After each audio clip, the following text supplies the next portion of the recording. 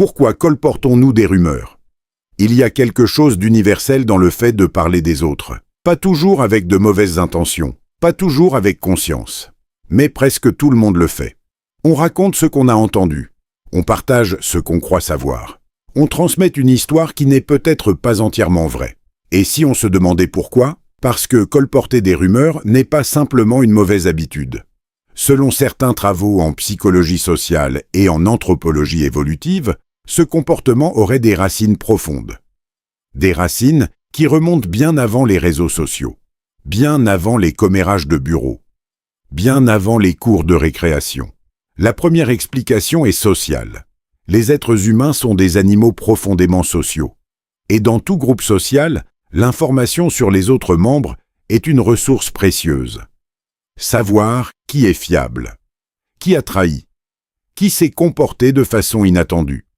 Cette information permettait à nos ancêtres de naviguer dans des groupes complexes, de choisir leurs alliés, d'éviter les personnes dangereuses.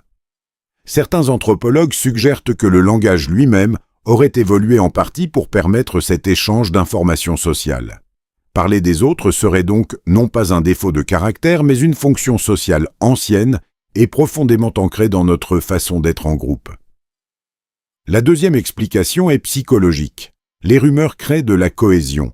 Quand on partage une information sur quelqu'un d'extérieur au groupe, on renforce implicitement les liens à l'intérieur du groupe. On crée un « nous » par opposition à un « eux ». Et ce sentiment d'appartenance, même s'il se construit sur l'exclusion d'un autre, répond à un besoin humain fondamental. Il y a aussi une troisième dimension souvent ignorée. Les rumeurs permettent de gérer l'anxiété face à l'incertitude.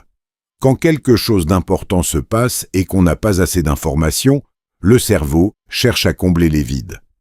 Il construit des récits. Il fait des suppositions.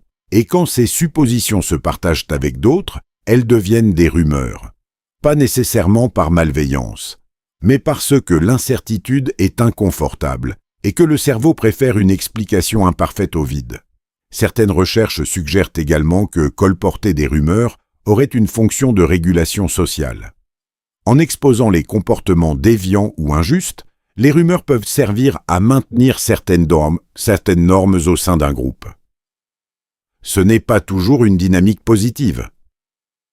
Mais elle expliquerait pourquoi les rumeurs portent si souvent sur des transgressions morales ou sociales plutôt que sur des sujets neutres. Et puis, il y a la dimension émotionnelle. Parler d'une personne qui nous a blessés, trahis ou déçus est souvent une façon de traiter cette douleur. De la rendre supportable en la partageant. De chercher une validation de notre propre vécu. Ce besoin est compréhensible, mais il peut parfois dépasser ce qui est juste envers l'autre. Ce qui est intéressant, c'est que la conscience de ces mécanismes ne nous en protège pas complètement.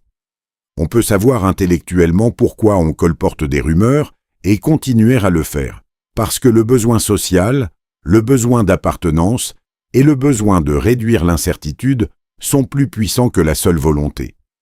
Comprendre pourquoi on le fait est peut-être le premier pas. Pas pour se juger, mais pour choisir parfois de faire autrement.